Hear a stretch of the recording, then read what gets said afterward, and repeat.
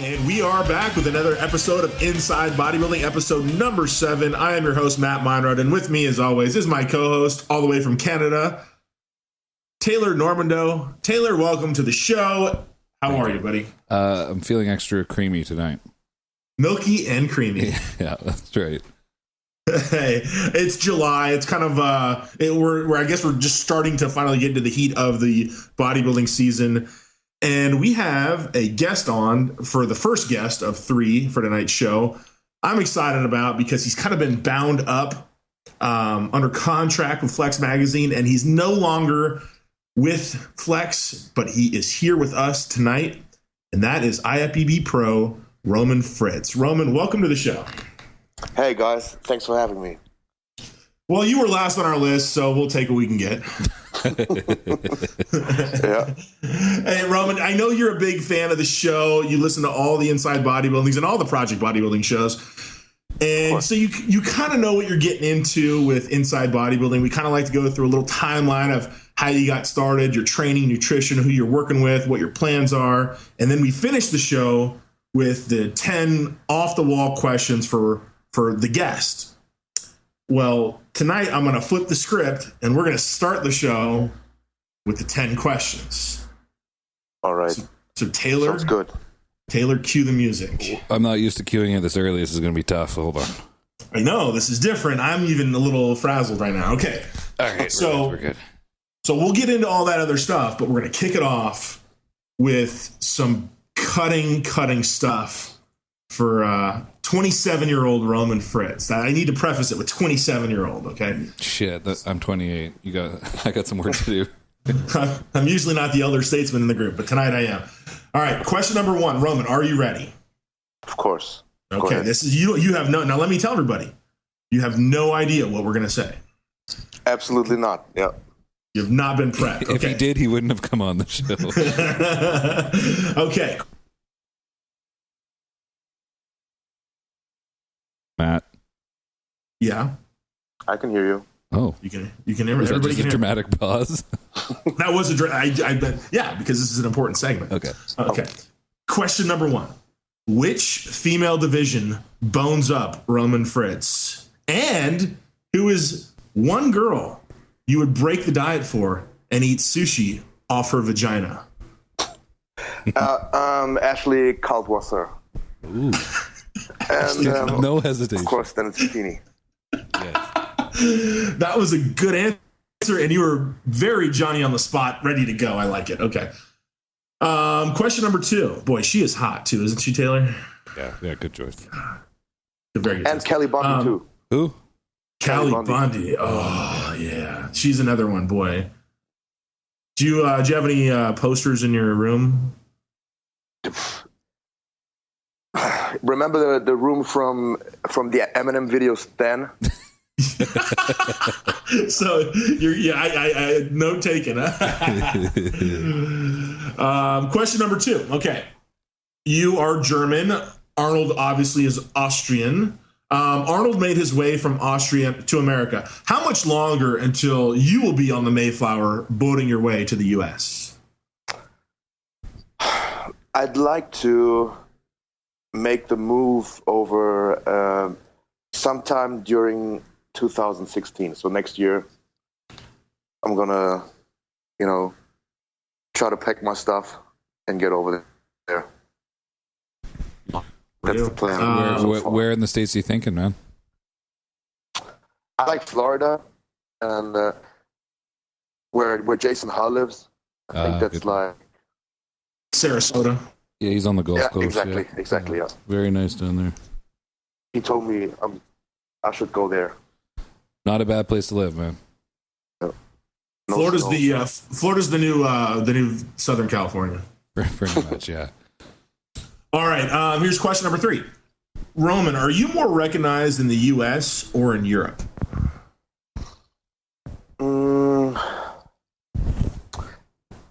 Obviously in Germany, people recognize me, but I think I'm more recognized in the U.S. because of Animal. Right. And yeah. Right. And when we were in Brazil, yeah, a lot of people knew who I was. What do you think about the Brazilian girls? Do you like them? I'm not a big, not, how do I say it? I like butts. Okay, I'm an ass guy. You cannot lie. Yeah, but I'm not into like those huge bubble butts. You know, like those humongously huge butts. Yeah. And, do you like tan lines? Tan lines? Yeah, you know, they in the porn videos, all the Brazilian girls have like. I never got the obsession with that. Ah, okay. Yeah. Good to know. Yeah, you should check those out. And they have they all have landing strips too. No, I like shave. Oh, okay. All right, we'll do. Okay. What of all the countries you've traveled to? What woman? This kind of relates back to the last question. Of all the countries you've traveled to, what country has the best looking women? Poland, definitely. Interesting. What about Poland? What do you like about them? I don't know. Maybe it's because they don't have they're. Is it anal? Not so well. They take anal? No, because they're all Catholic over there. Oh, those are sometimes the freakiest ones. Oh, that's right. That's right. Yeah. But I think like maybe just these girls, they're, you know, Poland is like a little behind the US and behind Germany as far as McDonald's and stuff is concerned. You know what I mean? They're less fat. Exactly. No, like seriously. Yeah. For sure. And I think the girls and just the people over there, they're less wealthy. Okay, so they're just a little more humble. Oh, they're too poor. No, they're too poor to binge. I was gonna go with maybe because they're poor, you could like make them your endangered slave or an indentured slave. I'm sorry, beauty by poverty. That's exactly. But that's what it is. Okay, that's an amazing question or answer. If you could, this is question number 5. If you could change one thing about the sport of bodybuilding, what would it be and why? One thing. Let's do pro bodybuilding, your division. Yeah. You know what I would change? Because that FIBO show was canceled. Yeah. Remember the FIBO show was canceled? That was bullshit. And when you're as a pro athlete, when you sign the contract, okay, you have to pay a fine if you like pull out of the show, right? Right. So, and I would put like something, you know, how do I say that? Let me take it. Let's say if a show is canceled for no reason, like the FIBO show, okay? Yeah. I would make the promoter pay the prize money that was being promised to all the athletes that have signed up. You know what I mean? Like that's pretty good. Like so they divide it equally, and then they might have had their airplane ticket or hotels paid for, and then that would offset the cost because they canceled. Exactly, because that's what it was like at FIBO. Everybody had the airplane tickets ready and their hotels ready, and like 1 week out they said, sorry guys, bad luck. Yeah, that's terrible. Yeah. You're right. Especially for like a overseas show like that for a lot of everyone from all the other countries, right? Yeah, because I know guys from Hungary and I know other countries over here, and they were ready to go, you know, and they were just like, bad luck. So maybe next year. I'm curious to see if that show continues on because I bet there's a lot of guys that are kind of gun shy. Yeah, I wouldn't jump. Yeah. I wouldn't do the show. No. Yeah, exactly. Neither would. If I was a pro, I wouldn't do it either. You know, and it's funny you bring it up because I think it's kind of screwy that if you, and this is in a perfect world. I understand there's finances involved that like are restricting and limiting things, but you would think if a guy, say Roman, you enter a show and it's the Atlantic City Pro or the Vancouver Pro coming up in 2-3 weeks, and you sign the contract and they agree to have you be a part of the show, I feel like the IFBB should pay for the flights and the hotels out of their pocket because you're part of the entertainment. But it would be good, but I don't agree with you. It's not, because it's not the IFBB that puts on the contest. It's the promoter himself. It's this guy. You know what I mean?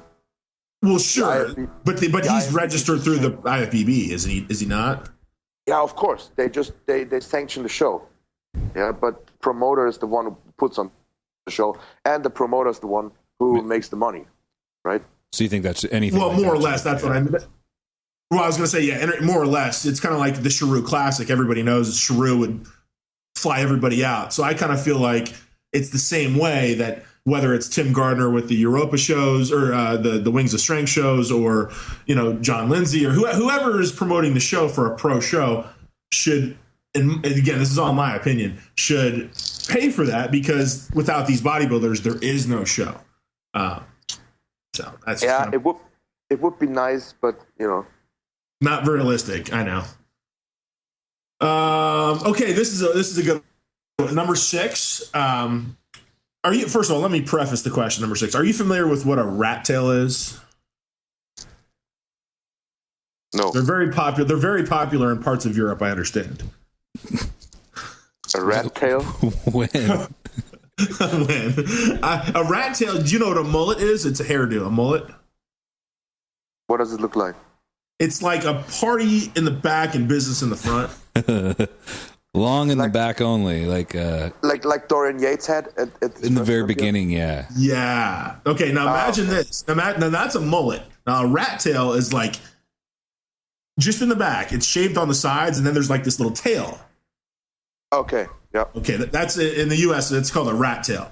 Well, it was. Nobody actually wears it anymore. But how many euros you had that? When I was in kindergarten, when I was like 4 years old. That's amazing. Well, then this might really change the question, or it might not. How many euros would it take for you to grow that hairstyle again?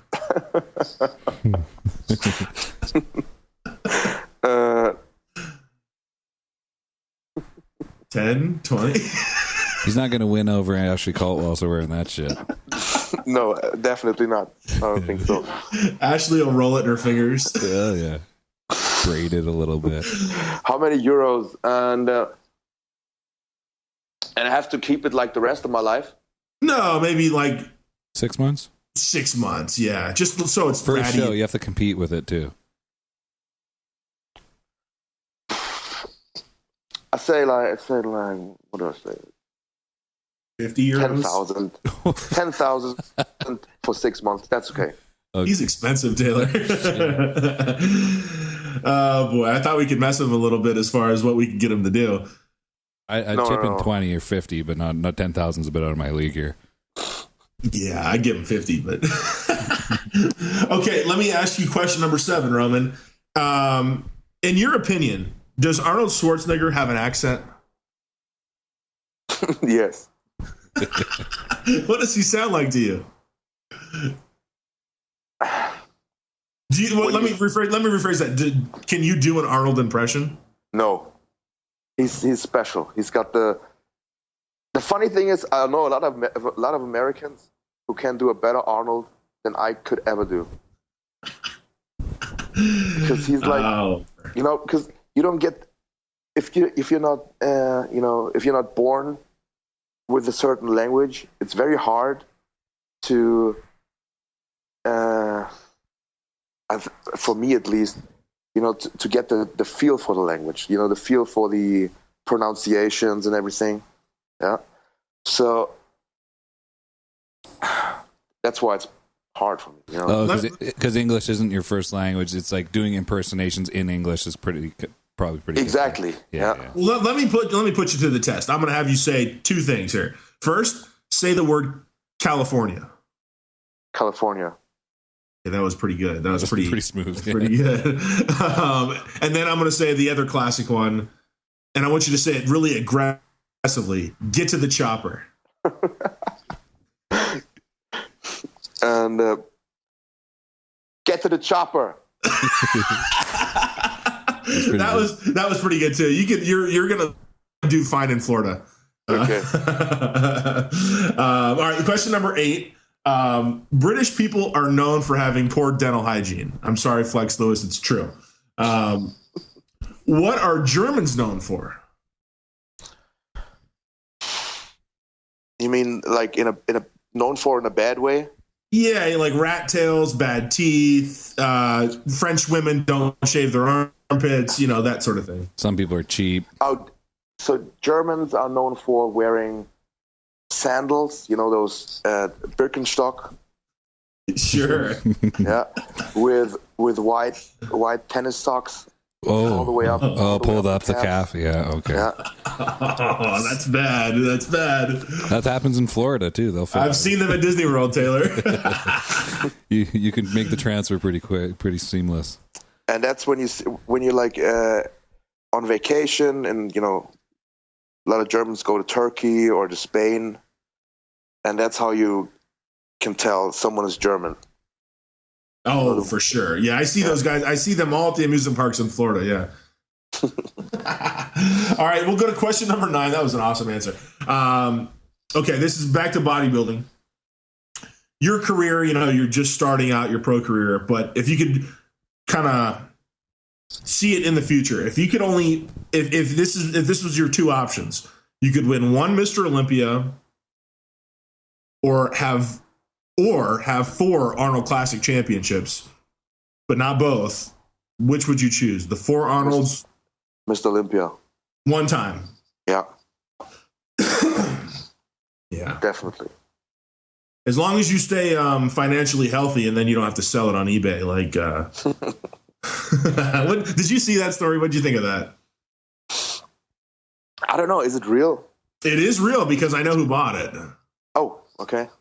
And I can't say it because it hasn't been revealed yet. This isn't my place to say it, but I mean, is the Sandow real? Oh, real? Yeah. As far as I know, the Sandow's real. Yes. Okay. Yeah. I probably wouldn't sell mine. Neither would I. Well, get tired of giving blowjobs. All right. I'd be sitting on a street corner begging for money, and with the Sandow sitting next to me. Like the homeless guy's dog. Yeah, I got it. Mm-hmm. All right. Okay, this is a good one. This is number 10, but we actually do have some bonus questions here before we get on past the segment. Question number 10. On any given day at the Expo, either at the Arnold, Olympia, FIBO, etc., how often are you propositioned for gay for pay? I haven't been propositioned for gay for pay, but I have been asked to sell my underwear. Like, a guy approached me. He was like, "I'll give you 500 euros for the trunks you're wearing right now." And I was like, "No, thanks." You said no? Oh, no. Of course I said no. You should have wiped your butt and given it to him. No. And, wow. First one's free. At FIBO, there was another guy, and he was following me around with a camera all day. That was Dave Palumbo. I'm sorry. No. That wasn't Dave. It was some dude, an older guy, gray hair, big belly, glasses, and he was following me around with his camera like all day. Okay. Mayor of bodybuilding. I was thinking that. Yeah. That was creepy. Yeah, no shit. So there is no, but okay. So let's just hypothetically say, hypothetically, we're playing all in fantasy land here. Let's just say, we got the Olympia coming up. That's a big one where there's going to be all sorts of people there. Let's just say a good-looking guy comes up to you, and he's built. He's Italian. I heard you're into Italian guys. Of course, yeah. And he's got a fanny pack full of money. What would be your number that might entice you? No. Taylor, do you believe him? I think I believe him. Yeah. Yeah, I kind of do. I believe him. Yeah. All right. And most I don't. Most I wouldn't, but I believe him. Well, when we gave that question to host, but I definitely didn't. And Stan McQuay, we know his number, but good old Stan. All right, we'll go to the 3 bonus questions here, and these are a little different than those. All right, first bonus question, Roman. Name 3 movies you've seen this year which you would highly recommend to Taylor and myself. You mean at the movies? Like in the cinema? Preferably in the cinema, but if you saw them at home on TV, that works. Well, everyone watches shit on Netflix now, too, so we're open. Okay. We're open to anything. 3 movies, man. You know what I've seen last? Like yesterday? Or the day before? I watched Cliffhanger with Stallone. Yeah. That was a good movie. I like that movie. And before that, I watched... Which porn was it? I haven't been to the movies in... You know what I want to know? When you go to the movies to watch an English movie, so say it's Cliffhanger, does it have German subtitles? No. It's in German. The whole thing's in German? Yeah. And it's terrible. Yeah, it sounds terrible. Well, I watched Expendables. Yeah, sure. The first one. With all German dubbed over it? It's crazy, man. Even they don't even use Arnold's real voice. Yeah. That would just be, yeah. I think the subtitles would be less distracting. But there are cinemas in Germany that show the original movies with the original, voices and everything. So that's where I go. Because I can't stand, Stallone has a voice. It's, the speech that Rocky gives to his son, where he says, like, it's not about how hard you can get hit, how hard you hit. It's about how hard you can get hit and keep moving forward and all that. I've seen your training montage with that one, sure. And Zanzi, yeah.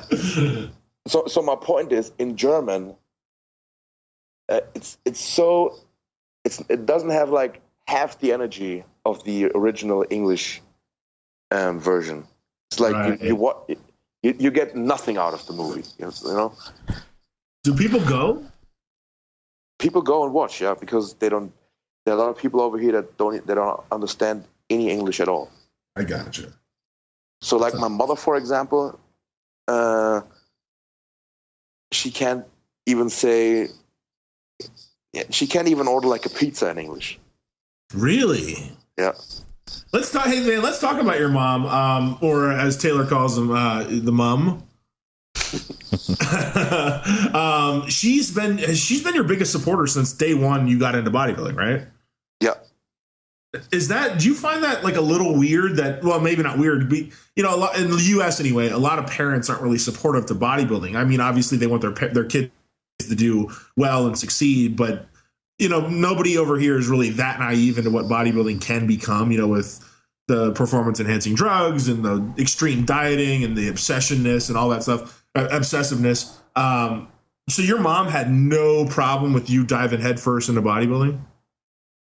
At first, I started when I was like, I think it's 5'11", 180 centimeters, and I was 125 pounds. So when I started training and gaining weight, and she was pretty happy about that, because everyone was like, "Oh, you're sick, yeah." And then at first she was a little bit like, "Oh, what is it all about? What is that creatine stuff and protein and everything?" Yeah. But then I was pretty successful at it, and I won all the shows I did in the beginning. And, she kind of just got, she just rolled along. You know what I mean? She was absolutely. Did people in your town think that was a little weird that your mom was so involved, or did they accept it? Honestly, people don't care. They stay out of the business. I got you. Okay, that's good to know. Do you think they talk sort of about you privately? Is bodybuilding that weird sort of where you're from when you were starting? Do you think they sort of kept to themselves, but were they talking behind their own closed doors, or people really just don't care over there? No, they are talking, of course. Yeah, when you're not there, when you're not in the room. Exactly. Yeah. Gotcha. Now you started when you were about 15 years old, right? 15 or 16, yeah, something like that. And did it bite you right away, or was it something that just took time to, like, you finally started, you liked the gym, or was it just right away you knew you loved it and you wanted to be Mr. Olympia? That's what it was like. Yeah. Kevin Levrone on the cover of Flex magazine. Yeah. So what year was that? You're 27 years old. So what, minus 12, help me do the math, Taylor. 12 years ago is about when he started. That would be 2013 at around Christmas. 2003, you mean? 3, of course. Yes. Yeah. He only got good in 13. That's right. But so you were 125 pounds. You started working out. Now, from what I understand, tell me if I'm wrong, you only trained upper body for the first 6 months. Is that right? Yeah, because I was... Why would you only do that? Is it because Ashley Kaltwasser doesn't like legs? I was just... Because I was playing a little basketball on the side, and I was running. I was running half marathons. Right. And I thought that would be like enough for my legs to grow. But then I was so skinny, and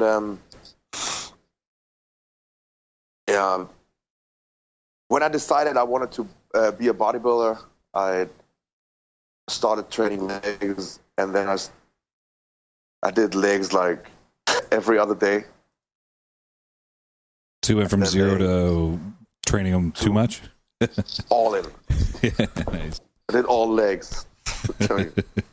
So has anything not really, because you're kind of one of these guys that everybody hates in bodybuilding. And I don't mean that in a bad way, just that you do things in the extreme. And not necessarily with the chemical side of bodybuilding, but just you diet extreme, you train extreme, you're extremely focused, you're just kind of tunnel visioned.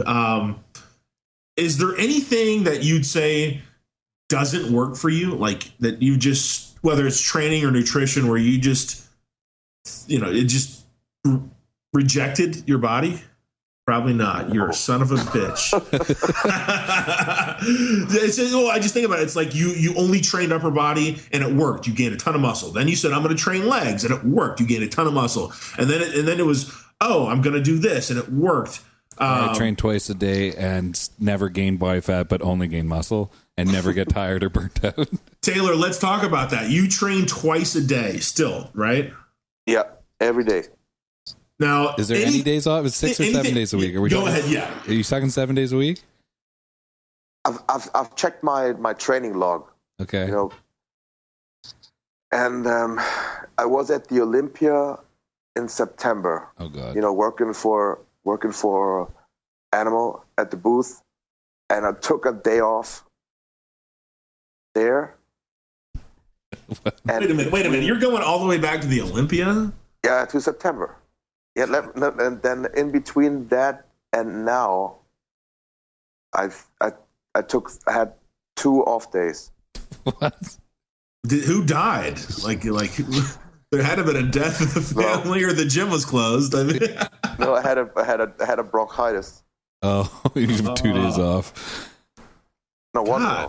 Okay, so the first of all, there's many questions here, and Taylor, jump in because I know you're thinking a million too. Okay, first of all, the first thing I'm thinking of, don't you A, get sick of the gym going twice a day, and B, don't you just have those days when your body just says, I got nothing left? And not really, because I love training. You know, I get up in the morning and I'm like, yeah, what's today? Legs. I'm gonna do this, and this. That's the first thing I think about when I wake up. Okay, I'm gonna have breakfast, and then I'm gonna do squats for high reps, and then leg presses, heavy, and then hack squats, triple drop sets, and that's what I think about, you know. So you don't have any well, here's the thing, you know, and I'm not that much older than you. I'm only about 5 years older than you. But even when I was 27, like my joints would hurt, like my knees would hurt. Eventually I would say to myself, oh God, I've got to do triple drop sets and I've got to do hack squats. Oh, I don't know how I'm going to get through it. You're looking forward to it, doing it 2-3 times a week. You're not really a real person, are you? I don't know. I don't have any, like, I get some, you know, some little like aches and pains, like from, you know, a tennis elbow, some inflammation, stuff like that. But I don't have any, you know, anything that would hold me back, like, you know, bad elbows or bad knees, or shoulders. I just, you know, go. Man, I like training, but there's like every, you know, if I go 4 days in a row, that fifth day my body's just like, okay, asshole, stay home. And I do as little as possible. I don't know. This might be the difference, Taylor, between mortals and immortals. Yeah. Because, so go, what's that? But I have been told so many times by so many people, if you just did less, you'd be twice the size you are right now. Right. But I don't know what to do all day. Like, seriously. Here's what we can talk. Okay, so let's talk about your day. Okay, so you wake up, you jerk off to Ashley Kaltwasser, then you get some breakfast. Yeah, twice. Yes. Everything twice. Attaboy. So you wake up with some morning wood, you beat it off, you go get some breakfast. Okay, we're going to talk about your diet later, so you can get into that later. But give us the kind of the rundown of, you know, the kind of A to Z from the time you wake up to the time you go to bed. Because, and I will say this, we're recording this at 8 p.m. Eastern time, Eastern in the U.S., which means it's 2 a.m. in Germany where Roman is. So he doesn't really sleep either. So he's not functioning like most people do. By the time we get off this interview, it'll be 3 a.m. plus. So go ahead. Yeah, we're still here, buddy. So give us your rundown of, you know, from the time you get out of bed and what time that is to the time you finally go to sleep. So I get up at 11 in the morning, or 11 a.m. Right. And then, depending on if I have like a prep or not, I do 30 minutes of cardio. Then I have breakfast. Is that cardio just steady state, low intensity? Yeah, I do steady state, like slow motion movie cardio. You know what I mean? Yep. And then I have breakfast. That's at around 12 maybe. Then I go to the gym. Start like training at 1. Train for an hour and a half or maybe 2 hours till 3. Then I have my next meal at 3:30. Then I go probably back to sleep till 5:30. Eat again, sleep again, 7:30. Go to the gym again at around 8:30 or 9. So you only have about 7 or 8 hours in between your two sessions? Yeah. Okay. 3 meals. 3 meals. Yeah. And then I train again till like 11:30, and eat again. then I take calls, from bodybuilding media sites at 2 a.m. in the morning. Then I eat again at like 4, and then I go to sleep until 11 again. Eat, sleep, train. Yeah. He's like Jay Cutler back in the day. No shit. That's something. Can I come back as Roman Fritz? I don't need next life, Yeah, well, of course not. Who would do that? You're That's every insane. like 19-year-old bodybuilder that you just explain their dream, except for you throw in like going out and banging chicks once a week. But other than that, that's all they want to do. I do that on Fridays. Oh, okay, there it is. He's got Larissa Rice on Fridays. Yeah. Oh, wow. What a guy. What a guy. God, stand up and clap. This guy is just living the dream. I mean, that was, so you don't know what to do is the question. I honestly, I just want to say I appreciate your honesty. So many bodybuilders we know do shit like that, except for they don't even train twice a day. They just lay on their ass half the day, but they're embarrassed to admit it, so they make up all these fake stories of how busy they are. I appreciate the fact you just straight up told us. The busiest thing for me, I do some online clients here and there. Yeah. And other than that, once in a while I get my haircut. It's being a pro athlete, yeah. Getting your haircut. Awesome. This fucking guy. Slow down. Yeah, this is getting a little insane here. So I know everybody wants to know. First of all, you've got obviously you're a formerly flex athlete. You're just an animal athlete. So how are you financing all this? I get paid by an animal. Yeah. And then, I got these online clients and they pay me monthly. And I sell some, animal stuff over here, like shirts and cool stuff like that, because people love their stuff, and there's no place to get it because it's just for German supplement stores and German distributors, I think it's just too expensive to import the animal merchandise. Right. Like I'm sitting right at the source. So I get their stuff and I sell that. Makes sense. And if you wear it and you wipe your butt with it, you get even more money. Go to the gym and do some back in it, you can get like double the money. Man, if I leave, that just happened to me. I left a really dripping, wet, sweaty shirt. Okay, I left it in the changing room. Yeah. Got into the toilet in the stall, came back out, and it was gone. Oh, that's funny. Yeah. Ew. That's right. So we've got your day cover, which is pretty cool. Now, are you still living with your mom? Are you still there, or did you move out of your place? It's like this. We have a 3-story house. Okay. Yeah. And in the past, what the hell's going on now? It's Taylor. Hold on. That's Matt. He's pissing.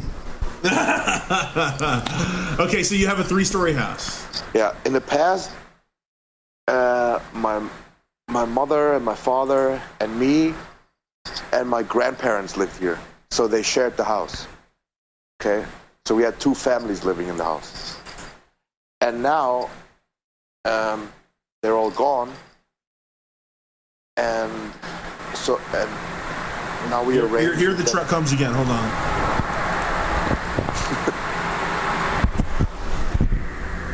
Taylor, would you stop having the ATVs and the 18-wheelers drive by the house? Sorry, there's some stuff going on here. Okay, there's really nothing. I have no idea what the hell you're talking about. Want me to start over? No, No, we heard you. You've got your 2 sets of families, and then I do want to stop you actually, since we had a little cutoff there. Grandparents, father, what happened?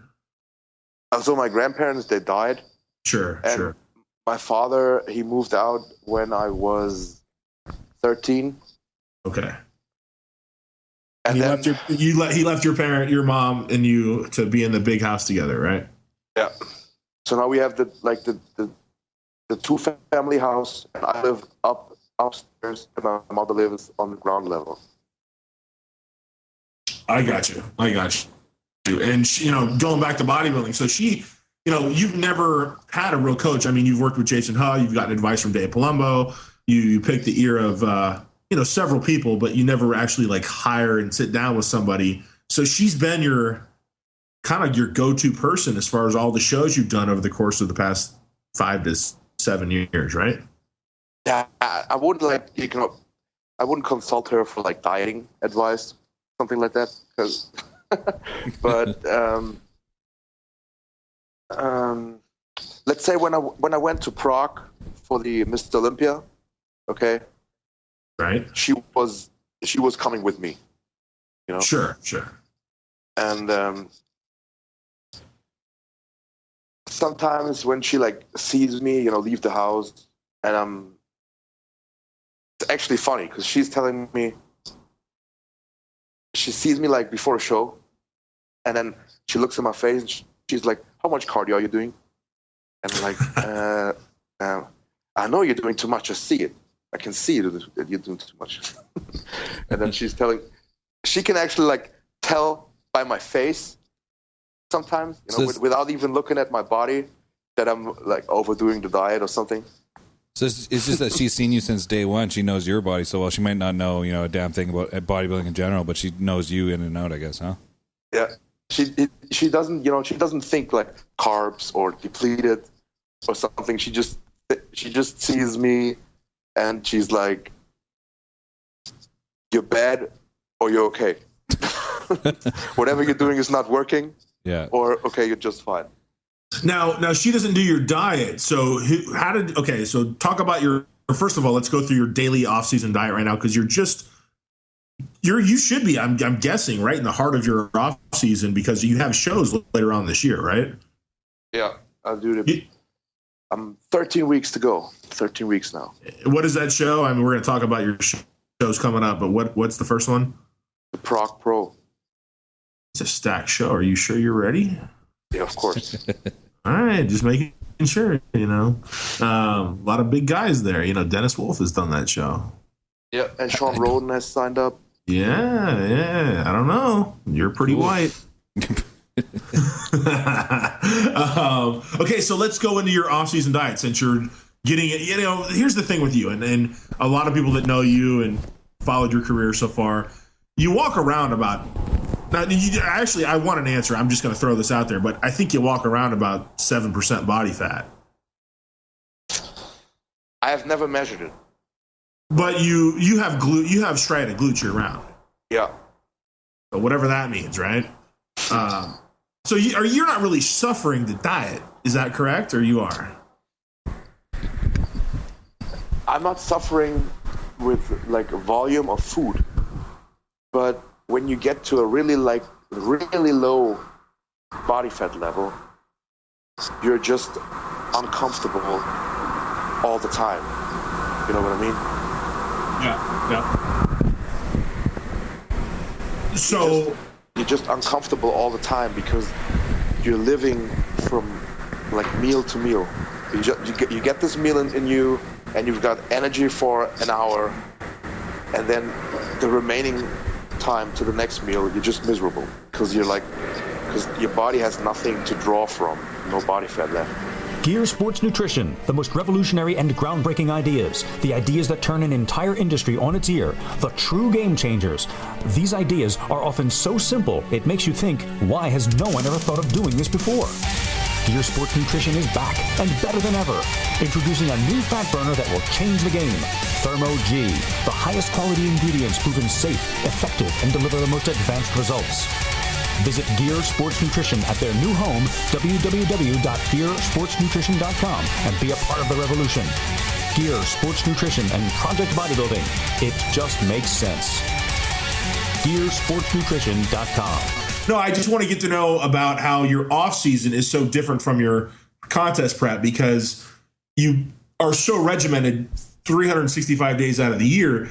And is it just a matter of reducing the calories or increasing the meal frequency when you get into prep? Because you've talked about the struggle and how you have nothing to draw upon once you get into prep. But for somebody like yourself, and I'm just speculating, for somebody like yourself who is so detailed and so schedule oriented versus somebody who isn't in the off season, somebody might be more lenient in the off season and eat whatever they want, if it fits your macros, sort of a guy. What? And because you're so lean, because you're striated glutes year round in the off season, is it really that big of an adjustment for you, or is it kind of business as usual? Is the question. It is not. It's just like it's a gradual reduction of carbohydrates. Okay. And then once this portion or this part is exhausted, I switch from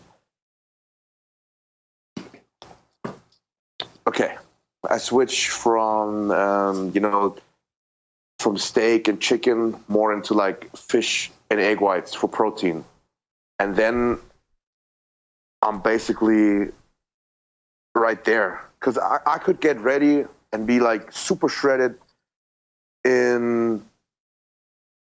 including the last week adjustments in like 6 weeks. Okay. And I would just start out with, reducing, just maybe like cutting out carbs before bed and taking away some carbs from the meals that are not exactly before and after training. And then the next step would be just, dropping the steak and, turkey and switching to like white fish and egg whites. And then. And you start this at 6 weeks out, Roman? I could start it at 6 weeks out, and kind of like make, do a really fast prep. Yeah. But it's a lot, it's better to, to hold on to muscle and everything. Cause I flatten out and I get small, like really, really fast. Yeah. If I'm not careful enough, I'll just melt away. And, shrivel up and die. Yeah. So that's, I do that. Preferably I'll do like 10 weeks. So let me ask you, so when you're so about 10 weeks, so when you're on Facebook or Instagram and you see people and it's girls, it's guys, it's men's physique, it's bodybuilding, it's bikini, it's whatever. And it's all about the journey and the struggle. And you're probably laughing at these people, aren't you?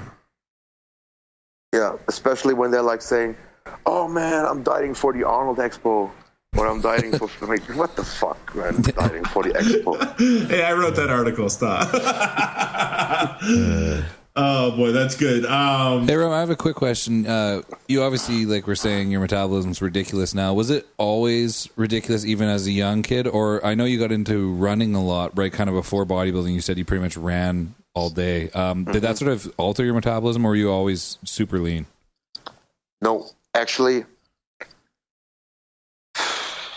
When I was a kid, like before, at like 12, 13, I ate like all junk food, like really like heavy junk food, and all day. And I only drink like Coca-Cola and orange juice, and I ate like all sugar and fat.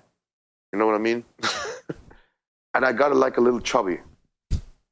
But then I got into boarding school, like a boarding housing situation, because my dad left us, and my mother put me there because she kind of couldn't keep up with the whole single parent thing. Were you pissed off? Did that piss you off? Yes, I wanted to stay at home. You lose all your friends and stuff like that. So that's when I started the running, because I had seriously, I had nothing to do there, just except like studying and school. So I had to do something. So I started playing basketball and, you know, running. And I think that's when I got like really, really lean and shredded. And I kept that. I maintained that state for maybe like 2 years or so. 2 years when I was really, you know, like really hard, but no muscle. And that might have changed, you know, something in the mitochondria of the cells. I've heard, you know, and I read something about that you can actually change the mitochondria and the way it burns energy with, you know, doing high intensity aerobic exercise. I know a few people who got into running, and they say pretty much ever since they went through that phase in their life, they pretty much can't put on much body fat ever since. They just stay lean. They have to eat a shit ton of food now. Mm-hmm. I think that's what happened. So maybe every bodybuilder should become addicted to running for 2 years before trying to put on size. Too bad it's hard. Yeah, and no one has the patience. You know, could you imagine, like, if someone tells you that before you go to the gym, you know, get really thin and skinny, yeah, to the point where you look sick, and then you can start training. Yeah, your arms are only 14 inches, but before we're going to work on that, you got to run for 2 years. Sounds pretty good to me, actually. Okay, so hold on. So I want to get back to this boarding school thing. So your mom sent you off there when your dad left, your grandparents passed. And how long were you there, first of all? 7 years. 7 years. Wow. Mm-hmm. That's a long time. Mm-hmm. Were you a bad kid? At 13 or 14, when she put me there, yeah, 13, I think. Yeah. You know, I was into, like, you know, Ashley Kaltwasser. Yeah. No, I was, when my dad left and everything, you know, I started, like, you know, getting into trouble a little bit. And what kind of trouble? Anything exciting? Nah, nothing really, like, fancy. You know what everybody does, like smoking a little marijuana and, you know, hanging out in the street with people you shouldn't be hanging out with, stuff like that. Underage girls, yeah. I think he was 13 too. Yeah. Right. Well, they're still underage. Yeah, you dirty bastard. Yeah. So hold on. So 7 years. That's quite a long time. Where obviously your mother had visitation. So how often would she see you? I was free to go home at the weekends. Okay. Did you, or did you stay home? I would go home sometimes. Sometimes I wouldn't, but whenever I had the chance, I would go home. Like, I'd leave Friday evening, be home by Friday night, and then get back there Sunday night. Was there a lot of resentment on your behalf? What does resentment mean? Resentment means because your mother at 13 couldn't take care of you, and she sent you away. Like, do you ever feel like she's your mom and she let you go? Like, do you feel pissed off, like betrayed? Yeah, exactly. That she shouldn't have done that. At first, yes. Okay. But there was, like, really no other, you know, she just didn't have, like, any, you know, she figured that would be the best thing for me to do. And as it turns out, it has been. Because if I hadn't been there, I'd probably have no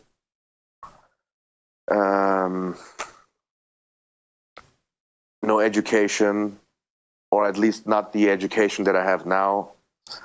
And yeah, because I was really, like, bad at school and stuff like that, because I just didn't care.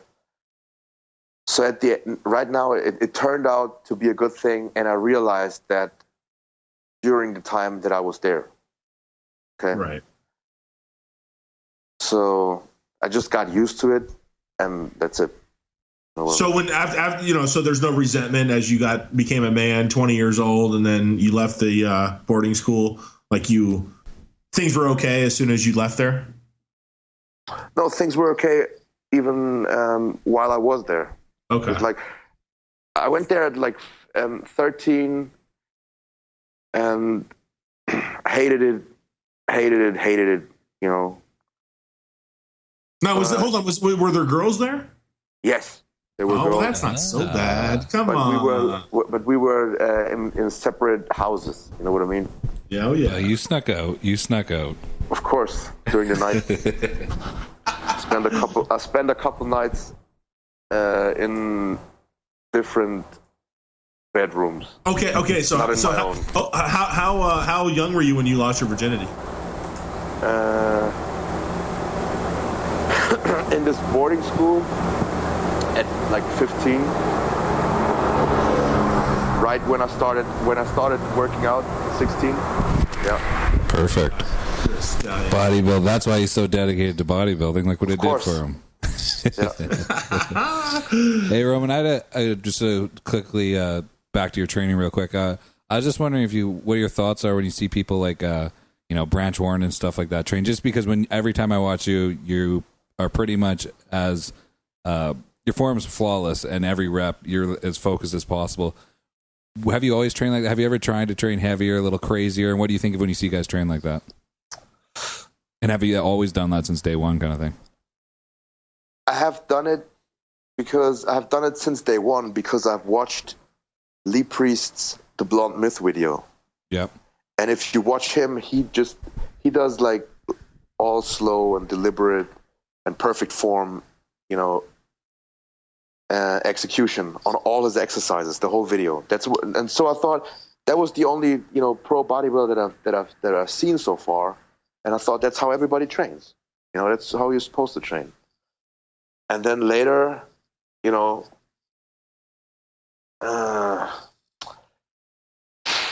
watched like a Battle for the Olympia tape of I think the 2002 Battle for the Olympia and the 2003 Battle for the Olympia.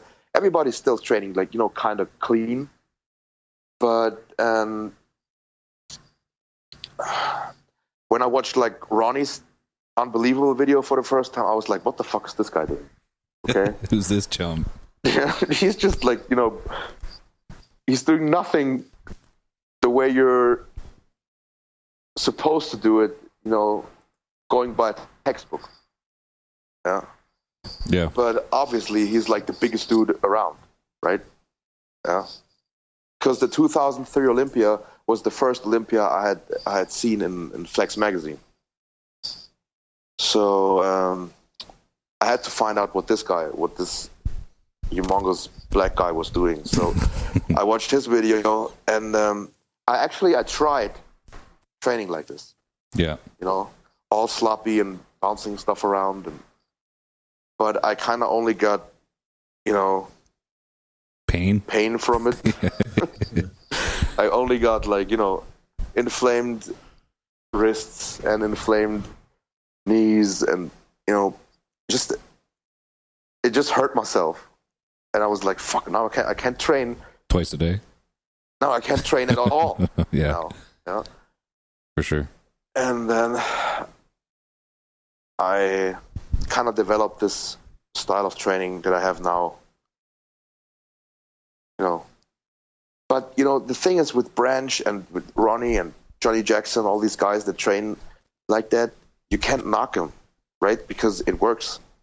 It's true. I mean, how can you tell them or how can you say, oh, it's bad form, or they're just, bouncing weight around. It's not really lifting. It's not perfect execution.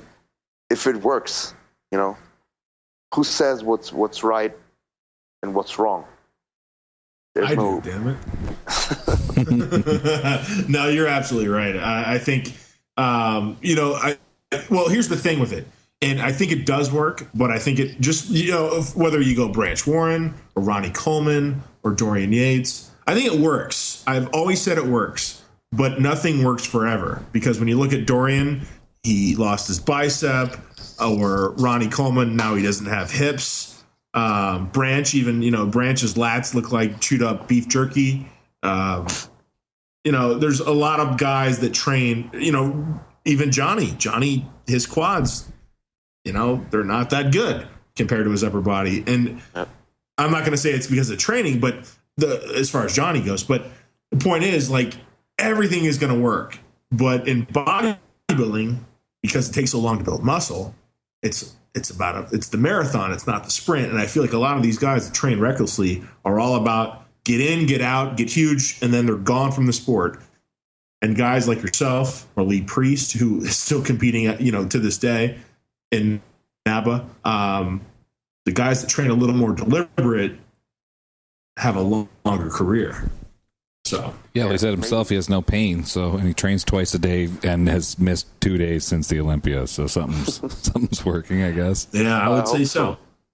Hey, what about your friendship with Jason Huh? How did that, you talked about moving maybe to Florida in 2016. How did you, because I honestly, I don't know the story. How did you and Jason, because it seems like an odd couple, odd pairing. How did you guys hook up? We first met at the Olympia in Las Vegas. Was it a romantic dinner or what? Yeah, of course. Is he the guy who asked for your clothes? No. So we met at the Olympia in Las Vegas working for Animal when they signed him. Okay. And we had a training session together where they they filmed us training together. And it just kind of,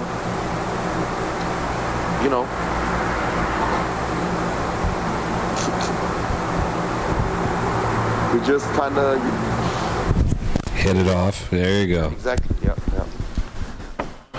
That's what it was. We trained back, and he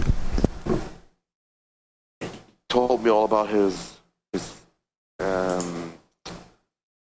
special range of motion stuff that he does, with the continuous tension, and we were talking the whole week there. And it was cool. He was helping you with your off season, gaining some size. What mainly was it? Just sort of minor training adjustments, or was he helping with diet as well? Or how deep did he go with you? The training was important. He told me to do, optimize my exercise selection for, maintaining a small waist and. Like focusing when you're doing back, you focus on chin-ups and pull-downs and little less, heavy deadlifts and stuff like that. Then he told me to, he had me do some, shakes during my workout, like with branched chain amino acids and essential amino acids and carbolin, to get in extra nutrients during the day. And he also, was really like, did he get you to eat more food, knowing that you have because I know you have a fast metabolism, but you've been hesitant to kind of go full off season, right? Did he have to sort of yell at you and tell you to eat? Very adamant about, get in as many carbs as you can during the day and make sure your digestion is good with, eating stuff that digests easily, like sushi rice or rice pasta, where you can eat easily. You can eat 200 grams carbs in a meal with chicken, and you're barely even, you're barely even full from that. You can eat 2 hours later and you're good to go. You can eat again. And that's what he was really trying to get into my head, like eat, and don't worry about, not looking pretty for a couple of months, because in the end, it'll be all worth it when you step on stage and you got the 5 or 10 pounds of extra muscle. Yeah. It has to get ugly before it can get pretty. Did you even put on any fat though, or did you pretty much stay exactly and just get bigger? I got a little, I would say I lost some definition and but it's just water weight. You know what I mean? Because I still have like veins on my abs and everything. Oh dear, you're in trouble. It's just a little, little blurry. And how many grams of carbs did you work up to per day? The most I got to, and was 1,200. Jesus. With any body fat, fuck off. And then there was eating 1,000. They're from rice and stuff, and drinking 200. Do you eat vegetables at all, or is it only like bodybuilding food? I eat some vegetables because, just, some, a little bit of greens, but it'll help with the digestion, like you said, right? You must shit like a champion. Yeah.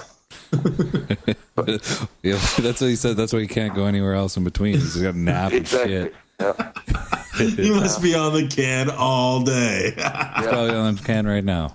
I'm drinking Dave's Fiberlize. Oh, there you go. I've been a big fan of his stuff for years. That's why.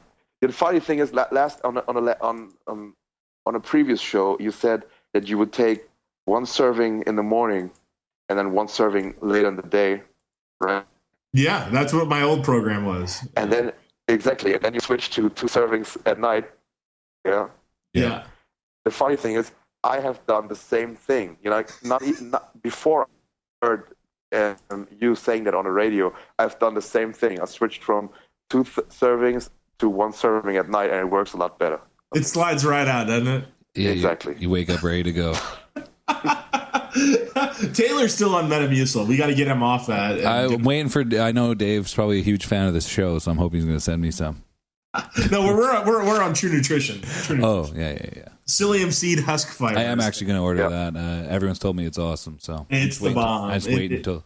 I usually order. The shipping's kind of a bitch to Canada, so True Nutrition I usually wait. Psyllium seed has this amazing ability to like scrape off the inner lining of your bowels. So that's what you need. There's like candy bars from when I was 12 that still slide out. Pad mixed in there that just kind of pulls everything out. You know when you're shoveling snow and like you really got to scrape the concrete? That's what comes out of me. Yeah. Do you know who Guru Hansa is? Yes, I even know him personally. Oh, you know him personally. Yeah. Can you give any backstory on this young man? No. Okay, let me phrase it this way. He's a real person. Do we like him? Do we like him or do we not like him? Because I'm going to go with whatever you say. If you say he's an asshole, I think he's an asshole. If you say he's a nice guy, I'm going to say he's a nice guy. So it's a lot in your hands right now. The thing is, when I met him the first time, I was like, what the hell is this dude doing here? He doesn't even look like he's ever trained. Okay. Why is he at FIBO? I met him at FIBO when I was there with RX Muscle. Okay. Yep. I helped Aaron and Dave. I helped them, to kind of do the coverage of the FIBO Pro show that was taking place back then. Sure. And there was Hansa. I was like, why is he running around here? He was like with us and then not with us and shooting video of bodybuilders.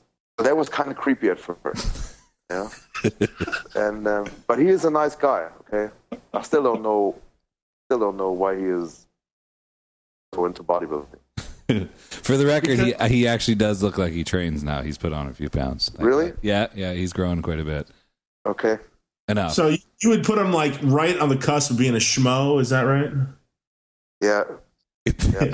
He's a little too young, but he's like in training schmo, right? Give him 10 more years and he'll be he'll have the glasses and he'll be taking pictures of you. Let me ask you, because this is kind of a running question. Are you familiar with Tony Searle, the Canadian bodybuilder?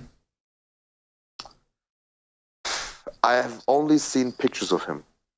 Well, Guru Hansa has kind of a crush on him. Oh, okay. Yeah. Does that surprise you? No.